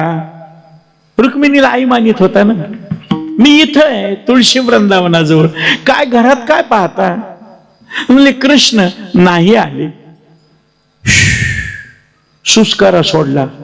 साधं बक्षीस लागण्याच्या ऐवजी बंपर ड्रॉ लागला म्हणलं, पटराणीच मिळाली. आणि मग नारद ऋषी जवळ गेले. हे पहा रुक्मिणी, नाव घेतल्याबरोबर रुक्मिणी म्हणली, आज काहीतरी बिघडलंय. आई साहेब म्हणलं नाही, पाया पडलं नाही. काय कृष्णाचं आमचं असं ठरलंय की जिथं कृष्ण नसेल तिथली बायको मला पाहिजे. आता तुम्ही माझी बायको झालात, मग काय म्हणणं आहे नारदा? नारदा म्हणायचं नाही, मग नारदराव. रुक्मिणी म्हणली, याला शेक देऊन उपयोग नाही, त्याला शॉक द्यावं लागणार आहे. शेकून डोकं ह्याचं ताळ्यावर येत नाही, शॉकच दिला पाहिजे, बरोबर ताळ्यावर येईल. बरं काय म्हणणं आहे नारदराव? मी जर अशीच तुमच्या बरोबर आले तर मला तुमची बायको कोणी म्हणेल का? तुम्हाला माझा नवरा म्हणेल का? म्हणले नाही. कृष्णाची बायको, नारदन कृष्णाची बायको चालली. त्याच्या करता तुम्ही स्नान करून या, मी 2 हार काढते, गळ्यातलं मंगळसूत्र कृष्णाच्या नावाचं काढून ठेवते, आणि मग तुम्ही मला हार घालायचा, मी तुम्हाला हार घालायचा, तुम्ही पुढे पुढे, मी माग माग. बरोबर आहे म्हणलं. हा गेलं त्या नादामध्ये आंघोळीला, आणि ज्या डोहाला पार्वती मातेचा शाप होता, विना चिपोळ्या उपरणं वगैरे काढलं आणि त्याच डोहात उडी मारली. उडी मारल्याबरोबर नेहमीच्या पद्धतीनं केशवाय नमः नारायण, हातात बांगड्या. बांगड्या कशा आल्या म्हणून या हातात बघितली, इकडं बांगड्या, इकडं हात लावला, इकडं नथनी, इकडं महबूबा. आपली जटा कुठे आहेत म्हणून बघितल्या तर लांबलचक वेणी. शरीराकडे बघितलं, नारद की तो भई नारदी, नारदाची नारदी झाली आणि लाजत लाजत बाहेर आली पाण्याच्या. काळा कभिन्न दात दाडा, अकराळ विकराळ भयानक स्वरूपाचा, लाल बुंद डोळे, जाड जाड भोया. महाराज रानाच्या काठासारखे होट त्याचे, दंडामध्ये पेटी जॅकेट घातलेलं, लंगोटी नेसलेली. तो धीवर राज, कोळ्याचा राजा, मनगट धरलं. चाल. ती म्हणली कुठं? नांदायला. लग्न नाही. तुला लग्न मारू नका. त्या धीवर राजानं नेलं. वर्षाला एक, वर्षाला एक, वर्षाला एक, प्रभव विभव नाम संवत्सर, 60 संवत्सर जन्मले. आणि 60 संवत्सराच्या पाठीवर एक कपिला षष्ठी मुलगी, 60 पोरं आणि 61वी पोरगी. खरं सांगा महाराज, 2 आणि 4 लेकरं जर घरात असते तर परेशानी होती. हे 61 लेकरं काय करीत असतील? परेशान केलं. अखेर शेवटी नारदी म्हणली, जीवच देते म्हणून त्याच डोहात उडी मारली. बाहेर मुंडक काढलं पाण्याच्या. संवत्सर नाही, कपिला षष्ठी नाही, तो धीवरराज नाही. शरीराकडे बघितलं तर नारदच शरीर. अरे बापरे म्हणला, नुसतं बायको कृष्णाची मिळवायची म्हणलं तर 61 बाळकपण झाले. नको रे बाबा. ओल्या कपड्यानं बाहेर आले, विना घेतला, गळ्यात घातला, चिपुळ्या घेतल्या, उपरनं टाकलं, नारायण नारायण करीत निघाले. मी तुम्हाला विचारतो, तुम्हाला दवाखान्यात ऍडमिट केलं, तुमची सगळं ट्रीटमेंट झाली, डिस्चार्ज देताना तुम्ही मनानं जाऊ शकता का? डॉक्टर तपासतो, ऑल इज वेल म्हणतो, आता जा. तसं शेवटचा डिस्चार्ज वेशी जवळच रुक्मिणी माता हातात हार घेऊन, अहो नारदराव, असं ऐकल्या बरोबर तर नारद पळत गेले, पाय धरले. आई साहेब माझं चुकलं होतं, इथं 2 चापटा मारायच्या, 61 बाळातपण, काय माझी फजिती. मग नारद की तो भई नारदी. महाराज दुसऱ्यानं म्हणून उपयोग नाही, त्या कामाला विचारा. तुझं इंट्रोडक्शन दे, तुझा परिचय दे. आणि मग कामानं आपला परिचय दिला. मज कामाची निघाये ब्रह्मा कन्येशी धरू जाई, पराशरे केले काय भोगिली पाहे दिवा दुर्गंधा. त्या कामानं सांगितलं, तिन्ही जगताचा मालक असलेला, जगत निर्माण करण्याची पात्रता असलेला, 4 वेद चिंतन करणारा ब्रह्मदेव, त्या ब्रह्मदेवाचं मन इतकं भ्रष्ट झालं कामानं की त्यानं स्वतःच्या मुलीला भोगण्याचा प्रयत्न केला. ब्रह्मा कन्येशी धरू जाई, शारदा नावाची मुलगी त्याची, विद्येची देवता, जबरदस्तीने भोगत. म्हणून महाराज एक पुष्कर तीर्थ सोडलं. तो महाराज मला सांगा, त्या ब्रह्मदेवाचं कुठंतरी मंदिर दिसतं का? आपण दगडाधोंड्याची पूजा करतो, झाडा झुडपाची पूजा करतो, सर्पाची पंचमीच्या दिवशी पूजा करतो, त्या ब्रह्मदेवाची का? त्याच्याकडून हे पाप झालं, कोणी सुद्धा पाप करणार नाही. आपणच विहून दुईता की न मम मैने पिता. किती मुलगी सुंदर निघून, किती बाप पागल असो, पण स्वतःच्या मुलीला भोगत नाही, तो दान करतो कन्याला. हे पाप त्या ब्रह्मदेवाकडून झालं. म्हणून पराशरे केले काय, भोगिली पाहे दिवा दुर्गंधा. महाराज इतकं जर पाप करायला लावतात हे काम क्रोध, यांना हाकालण्याचे काही उपाय आहेत का? हे वसती चैतन्याचे शेजारी, हे वतनदार आहेत महाराज या देहातले. 7-12 यांचं नाव आहे, पेन्सिलीचं नाही पेनाचं आहे. जरा जर कोणत्या तलाट्यानं वतनदाराचं नाव कमी केलं तर त्याला घरी बसावं लागतंय, त्याची नोकरी जाती. योगानं अशी त्रस्त झालेली मंडळी कामक्रोध विकारानं आमच्या तुकोबारायाकडे गेली. तुकाराम महाराज असा काहीतरी उपाय, काहीतरी आम्हाला सांगा की या शरीरातून कामक्रोध निघून गेले पाहिजे. तुकोबाराय म्हणले, मी सांगितल्याप्रमाणे जर तुम्ही केलं तर कामक्रोधाला रहा म्हणून सांगितल्यावर सुद्धा ते राहत नाहीत, ते निघून जातात. तुकोबाराय अभंगाच्या शेवटच्या चरणात सांगतात,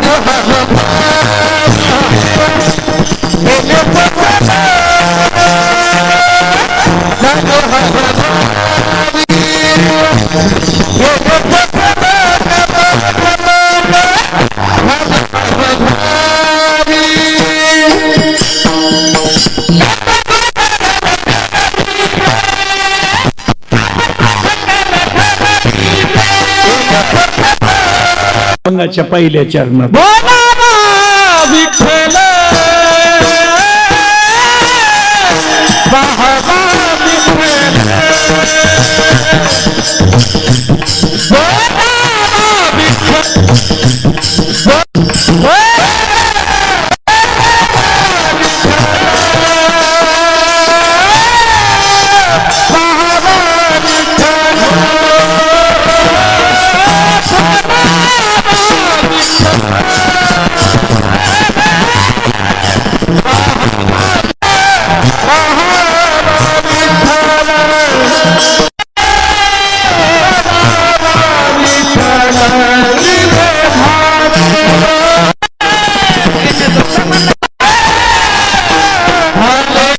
त्याचा अर्थ कळू की न कळू, संत महात्मे म्हणतात ना, विठ्ठल विठ्ठल म्हणा, नुसतं म्हणून काय. आता पूर्वी आपण शिकत होतो त्यावेळेस बालवाड्या होत्या, आता अंगणवाड्या.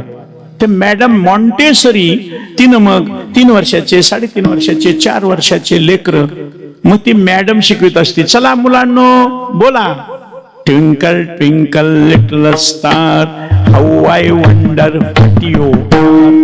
त्याला अर्थ कळतं का त्या लेकराला? पण ते म्हणतंय ना, येल्लो येल्लो डर्टी फेल्लो म्हणतंय. ते बाईनं शिकवलं तसं. मग घरी गेल्यावर आई आई हे बा आमच्या मॅडमनं शिकवलंय म्हणून दाखव तुला. कळालं नाही अर्थ तरी म्हणतंय, Johnny Johnny yes papa eating sugar no papa telling लाईफ मनीवर मावतो म्हणतोय ना ते. आता महाराज म्हणलेत ना विठ्ठल एवढंच म्हणा. बघायचं का म्हणतायत का ते विठ्ठला विठ्ठला विठ्ठला.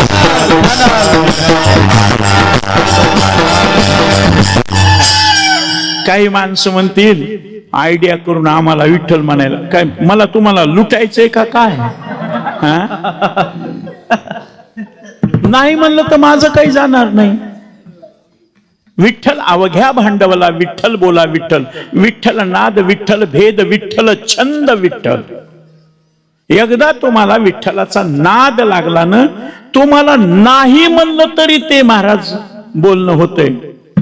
माझी मज झाली अनावर वाचा छंद या नामाचा घेतला असेल.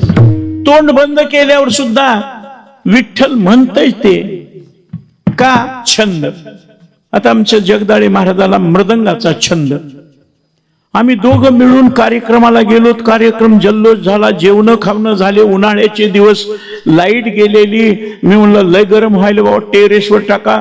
छतावर महाराज गादी टाकली, सतरंजी वगैरे.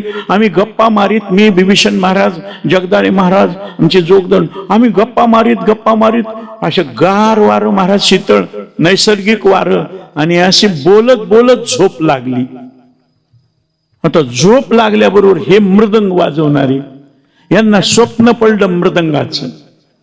आणि मृदंगाचं स्वप्न पडल्यावर स्वप्नातच त्यांनी 10 त्रिकड तकडा माझ्या पाठीवरच. महाराज खोटं नाही सांगत, मृदंगवाल्याच्या हातामध्ये काय जादू असते. मेलेल्या कातडातून ते आवाज काढते. हो, जे बोलत ना ते बोटातून काढते ते. बर त्यांचा हात माझ्या पाठीवर, मी नाजूक, ह्या माणसाकडे तरी बघावं. ज्यांनी यांच्या हातचा मार खाल्लाय त्यांना विचारा. ते म्हणते कोणी मारू द्या पण गुरुजीनं नको, लय हात लागते. 5 बोट वळ उंटले. मी जाग केलं. हो जगदाळे महाराज. ते म्हणले का जांभळी दिली काय झालं, का उठून बसला? पाठीत किती माझ्या जोरात मारलं. तुमची पाठ होती का? मग मला स्वप्न पडलं महाराज, मी मृदंग वाजवू लागलो. मी म्हणलं मेहरबानी. मृदंग वाजवू लागलात, हातोडी घेऊन लावू लागला नाही. नाही तर असं डोकं केलं असतं खटकन खलास केशव. हा, हे का असं झालं? छंद. पुढे ऐका. विठ्ठल सुखा विठ्ठल दुःखा. दुःख जरी झालं तरी विठ्ठलाचं चिंतन, सुख जरी झालं तर विठ्ठलाचं चिंतन, राग जरी आला तरी विठ्ठलाचं चिंतन. जोडी होती नवरा बायकोची आणि बायकोनं मोठी आवडीला हाक मारली. अहो मी काय म्हणतो, इकडे या बरं. ते म्हणला काय, इकडे या ना. लाडात बोलल्या बरोबर महाराज लग्न झालेले माणसं हुशार असतात बर का. मी हुशार असतो तर माझं झालं असतं. कमवताय महाराज, कमवताय, दिसायला इतका वाईट नाही. अति हुशार आहेत म्हणून झालंच नाही, अजूनही नाही.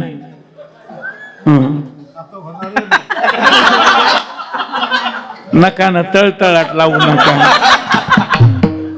तुम्ही सगळ्यांना आशीर्वाद दिला तर कुठंतरी नंबर लागेल. योगानं बरोबर ओळखलं की बायको लाडात बोल. माणसं हुशार आहेत. मुलगा जवळ आला, पप्पा तुमची पाठ चोळू, पप्पा तुमचे पाय चेपू, पप्पा तुम्हाला गार पाणी आणून देऊ, पप्पा अन्नाची इथला पेपर आणून देऊ. मुलगा असा मनानं म्हणल्या बरोबर बाप म्हणतो बाळ्या आपल्या गल्लीत कुल्फीवाला आला का? पप्पा कसं ओळखलं?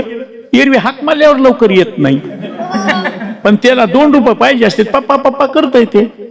हे राजकारणी लोक, राग मानू नका, राजकारणी लोक निवडणुका आल्या असे जर ओळखी काढतेत ना अशी गोड बोलतेत.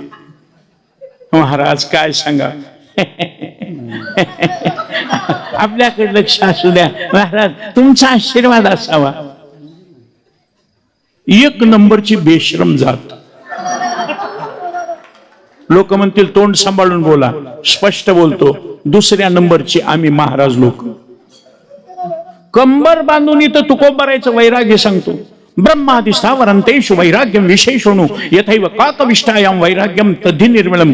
तुकोबरायची परमार्थिक क्षेत्रातली प्रगती बघितली. राजा शिवछत्रपतीला वाईट वाटलं, आमच्या राज्यामध्ये एवढा महात्मा दारिद्र्य भोगतोय, म्हणून त्यांनी जागिरी पाठवून दिली, सोनं नाणं पैसे पाठवून दिला, घोडे छत्र चामर पाठवून दिले. तुकोबरायनं सांगितलं, दिवट्या छत्री घोडे तो बऱ्यात न पडे, वापस घेऊन जा. आम्ही वैराग्य सांगतो इथं. आणि कीर्तन संपलं, कंबर सुटली आणि तिथं सांगितलं, बुक्का लावा, नारळ आणि पाकिट द्या. बुक्का लावून नारळ पाकिट दिलं की पाकिट असं हातात घेत म्हणते कमी दिसायले आणि मुस्काडीत कमी दिसायले. अरे 2 मिनिटापूर्वीच इथं बोलला ना वैराग्य, आणि गादीहून खाली उतरल्यावर कंबर सोडली की वैराग्य सुटलं नाही. बायको तशी मोठी हुशार, हे जवळ गेलं म्हणलं काय, तिनं लाजत ह्या पाडव्याला मला संक्रांतीला 10 ग्रामचं सेवन पीस. कापसाचं काही खरं नाही, फेडरेशन चालू नाही, काय भाव निघते कोणास ठाऊक, पैसे मिळतात का नाही. आणि आता सध्या नोटाबंदी, सगळी पंचायत झाली, ऊस कोणता कारखाना नेईल, बिल काय म्हणून येईल, आणि सोयाबीनचं वाटोळं झालंय, आता काय करावं. आणि सोन्याचं नकोच, मास करा. 10 ग्राम जमत नसले तर 5 ग्राम घ्या आणि 2 झुमके करा. फुलं आहेत, साखळ्या आहेत, 2 छोटे छोटे झुमके. नकोच म्हणला. का हो, तुम्हाला आवडत नाही? आवडतेत म्हणला, पण झुमके घातलेली बाई विनाकारण मुंडका हलवी ती.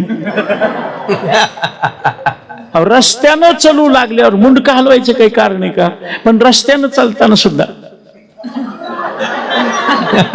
कीर्तनात बसल्यावर सुद्धा ते हल्लं पाहिजे ना. महाराज दुसऱ्याचं कशाला सांगा.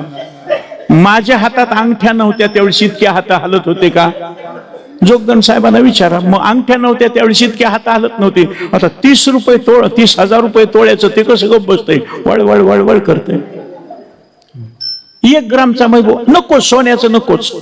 मग भारीची साडी घ्या. मी व्यवसायाला गेले की सगळ्यांनी टकमग. काय बायांचा स्वभाव आहे महाराज, कपाट भरून साड्या असू द्या, पण 2च इच्छा असतात.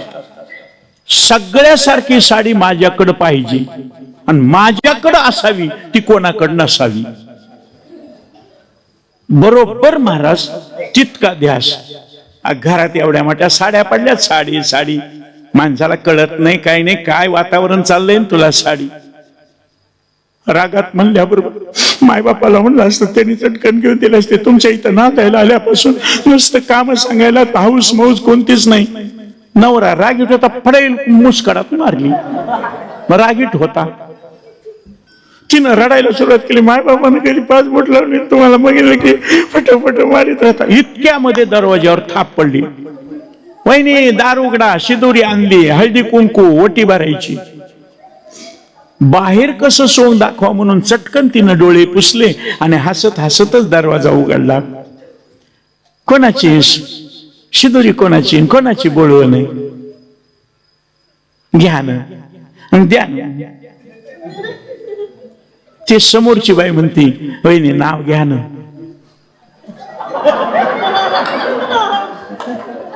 महाराज त्या बाईनं इतकं नवऱ्याकडं राग राग बघितलं, आत्ताच चापट मारली, नाव घ्या. ती म्हणली, कोणत्या वेळेस नाव नसते?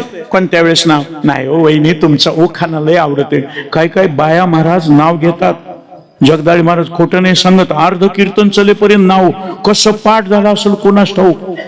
आज घरात माझ घरात पाळणा पाळण्याला, खेळणा खेळण्याला, घोंगरू काकण चोळी अंगात, गुलाल भांगात, निघाली रंगात, काय म्हणतात की पुढे लांब लचक.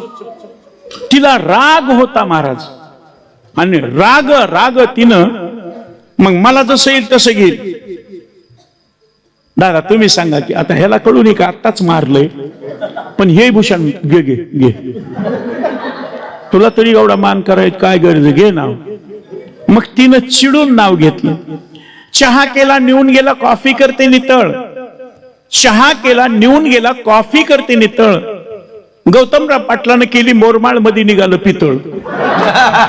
ते जे नवरा गेलाय महाराज, अजून वापस आला नाही. ते म्हणला माझी सगळी इज्जत काढली, रागात आल्यावर सुद्धा कोणाचं नाव घेईल ती? देवाचंच घेईल रागात. म्हणून विठ्ठल सुखा विठ्ठल दुखा तुकया मुखा विठ्ठल. पुढे ऐका, एक गावो आम्ही विठोबाचे नाम आणि का ते काम नाही आता. आम्ही नामाचे धारक नेनो प्रकार आणि सर्व भावे एक विठ्ठलाची प्रमाण. काय फायदा आहे त्याचा ऐका. महापाप राशी त्याची झाली होळी, वाजविता टाळी विठ्ठल नामे. महापाप सुद्धा विठ्ठल म्हणून टाळी वाजविली की जळून जात. जळती दोषाचे डोंगर एका जन्मात नाही, जळतील पापे जन्मांतरीचे, अनंत जन्माचं. म्हणून ब्राह्मण म्हणतात इह जन्मनी पूर्वजन्मनी जन्मांतरीशु, अनंत जन्माचं पाप जळून जातं. ही ताकद आहे विठ्ठल नामामध्ये. विठ्ठल म्हणता हरले पाप, विठ्ठल विठ्ठल जप करी पापा निर्मूळ. तुका म्हणे महापातकी पतित. महापापी जरी असला तरी महाराज त्याचं पाप जळून जातं. लोक म्हणते कशाहून? हे आपल्या हात आहेत ना, यमाच्या पाप पुण्याच्या बँकेतले पासबुक आहेत. आणि पासबुकावर 2 प्रकारची नोंद असते, पैसे भरले किती, पैसे काढले किती. तशी या हातावर वराह मिहिर नावाच्या ज्योतिषानं पॉमिस्ट्री नावाचं शास्त्र काढलंय. शास्त्र कधी खोटं नसतं. हस्तरेषा सामुद्रिक. तुम्ही ज्योतिषाकडे गेल्यावर काय दाखवता?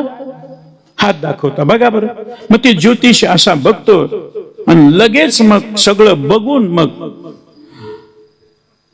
तुम्हाला पैशाकडे जाण्याची गरज नाही. पैसा आयता तुमच्या हातात येतो, पण हातात आलेला पैसा टिकत नाही.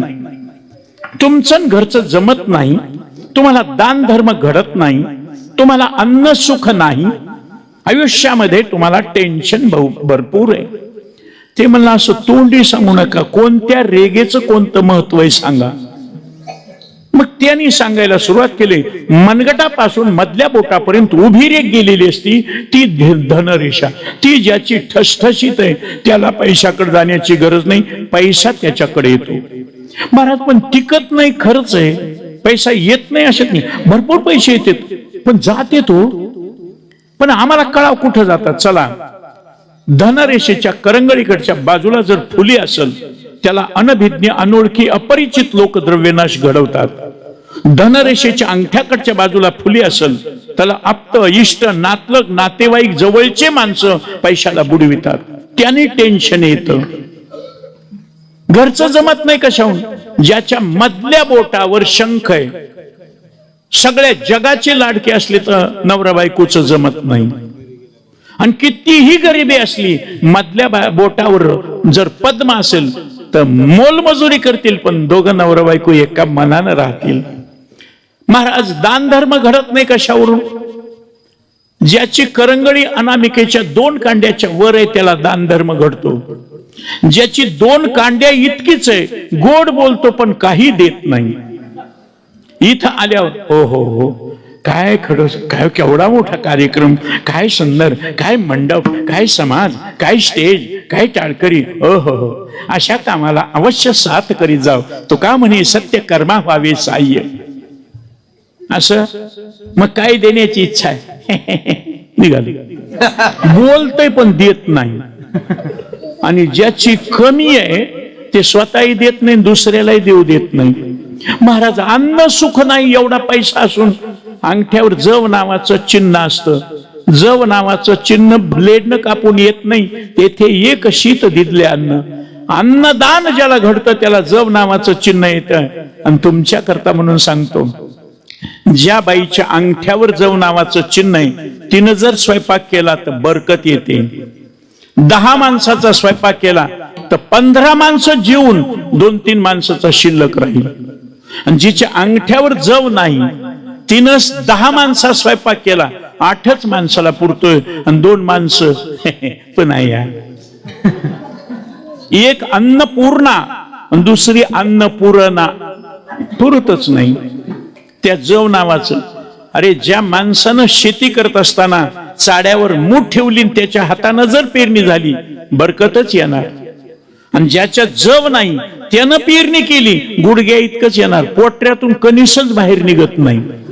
हो, मग लोक म्हणते वाढलं पण गुडघ्या इतकंच, कणीस नाही, काय नाही, त्याला बाटूक उपटून जनावरा पुढे. खायला काहीच नाही. महाराज, जव असल्यावर अन्नदान. जव जर नसेल ना महाराज, तुमच्या इथं लाखो माणसाचं जेवण असेल पण तुम्हाला देव खाऊ देत नाही. कसं काय? नारळ फोडायला गेलं, चक्कर आली आणि डॉक्टरकडे गेलं. डॉक्टरनं त्याला तपासलं, रक्त तपासलं, थुंकी तपासली, लघवी तपासली, बीपी तपासला, पल्सर एक तपासली, ECG काढली, त्या MMR मशीन मध्ये घातलं आणि डॉक्टरनं सांगितलं, तुम्हाला गोड आवडतं का? मला खूप आवडतं. पहाटे उठून बदामाचा शिरा खातो, सकाळच्या जेवणात बासुंदी, दुपारच्या जेवणात श्रीखंड, संध्याकाळच्या जेवणात गुलाबजामुन. अजिबात खाऊ नका. काय डॉक्टर, मला आवडत आहे तुम्ही खाऊ नका म्हणता? शुगर आहे. न जेवता 380 पर्यंत, जेवल्यानंतर 600च्या पुढे जाईल, कधी बी झटका येईल, मरून जातात.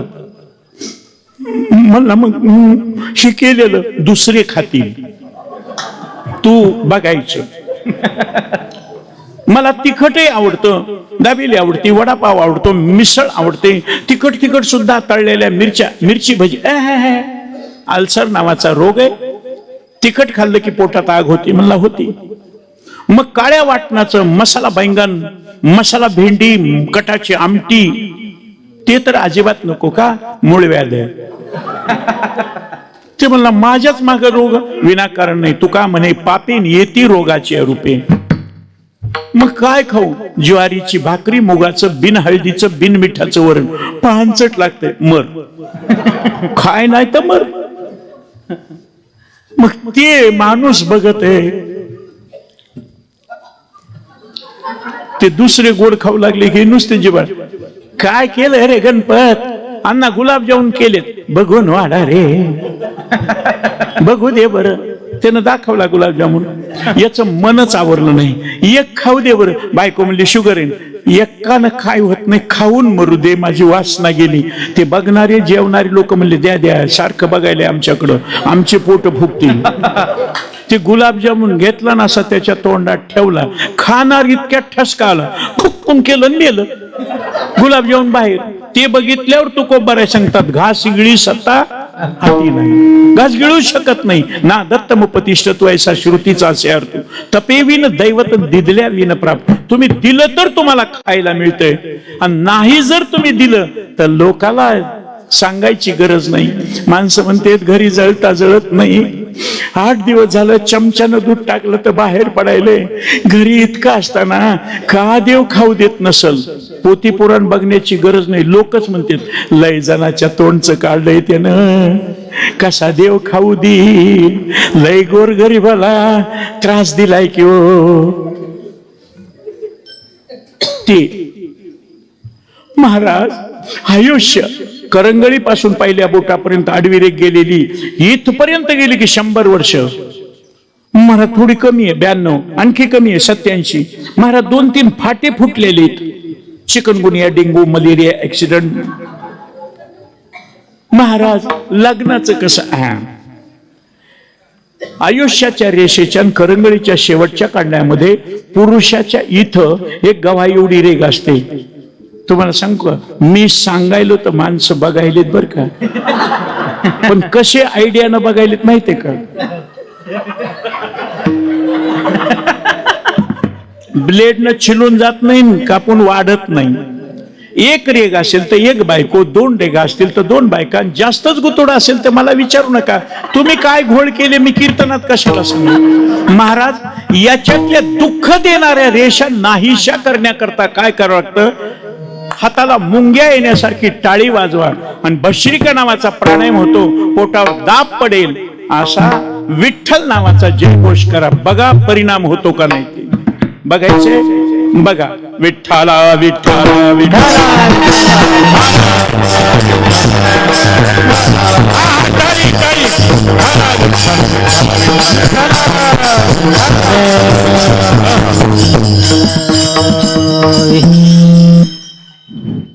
ह्याच्या अगोदर मीच कीर्तनाला होतो ना.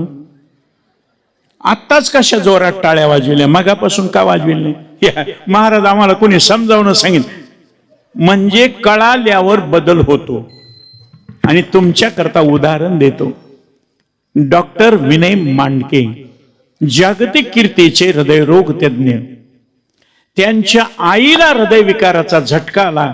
तिनं फोन केला, विनू बेटा माझ्या काळजात दुखायले, दरदरून घाम आलाय, मला थरथरी सुटली, हातपाय कापायलेत, मला उभं राहता येत नाही, चक्रा यायल्यात रे, घशाला कोरड पडली, आई अटॅक आलाय, तू दवाखान्यापर्यंत कसं ये, गाडीमध्ये गादी टाक आणि आधर शरीराला झटके बसू देऊ नको, हातानं जोरात टाळी वाजव आणि विठ्ठल विठ्ठल जोरात म्हणीत इथपर्यंत ये, इथं आल्यावर मी प्रयत्न करील, पण अगोदर जर गेलीस तर मी काय करू.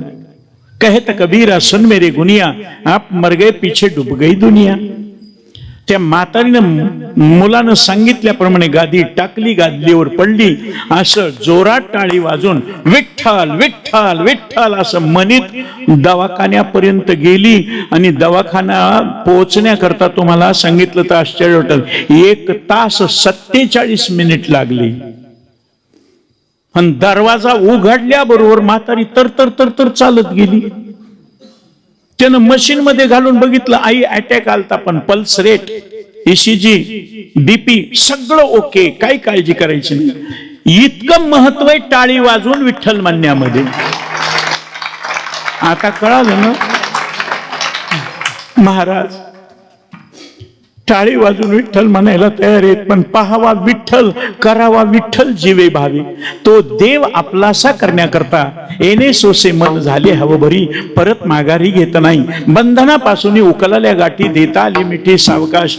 महाराज तुम्ही ज्या विठ्ठलाचं चिंतन करायला सांगता, एकच शंका काढतो, त्या विठ्ठलाचं नाव विष्णू सहस्रनामात नाही, त्या विठ्ठलाचं नाव भगवद्गीतेच्या 700 श्लोकात नाही, त्या विठ्ठलाचं नाव ज्ञानेश्वरीच्या 9036 ओव्यात नाही, त्या विठ्ठलाचं नाव भागवताच्या 18,000 श्लोकात नाही, त्या विठ्ठलाचं नाव उपनिषदामध्ये नाही, त्या विठ्ठलाचं नाव हरिपाठात नाही. आणला कुठून विठ्ठल? पुन्हा ज्यावेळेस कधी खटोळ साहेबांचा निरोप येईल, जोगदंड साहेब मला सूचना देतील. काही लोक म्हणले, महाराज मोठमोठ्याला जुमानीत नाही, तर जोगदंड साहेबांना फोन केल्यावर कसं काय कबूल झालं? त्याचं कारण, माझ्या संस्थेचे मालक आहेत जोग महाराज, आणि त्यांनी आपल्या शिस्तीनं जो दंड धारण केलाय संस्थेच्या विकासाचा, म्हणून जोगदंडाचं ऐकावं लागतं. आणि तुम्हाला आश्चर्य वाटेल, या पृथ्वी तलावरलं पाप नाहीसं करण्याकरता ज्या ऋषीनं आपली प्राणपणा लावला आणि त्या स्वर्गातल्या स्वर्ग गंगेला मृत्यूलोकाला उतरवलं, ते गौतम ऋषी. आणि ज्यांनी हिंदू धर्माला स्वाभिमान शिकवला, हिंदू धर्माला ताठ मानेनं जगण्याचं शिकवलं, गर्व से कहो हम हिंदू है, ते रामदासी महाराज. ज्यांच्या नावावर, भारताच्या नावावर भारतभूमी, म्हणून यांचं सगळ्याचं ऐकून एकच पुन्हा ज्यावेळेस बोलवताल त्यावेळेस विठ्ठल शब्द कसा झाला, त्या विठ्ठल शब्दाची व्युत्पत्ती काय, आणि त्या विठ्ठलामुळं काय आपल्या जीवनात परिवर्तन होतं, एकदा टाळी वाजवा. 1 मिनिटात सेवा समाप्त. मी घडीकडे बघून कधीच कीर्तन करत नाही, तुम्हाला आश्चर्य वाटेल. मलाही न जेवता 360च्या पुढे शुगर, आणि जेवण केल्यावर अजिबात मी भीत नाही, गोड खातो.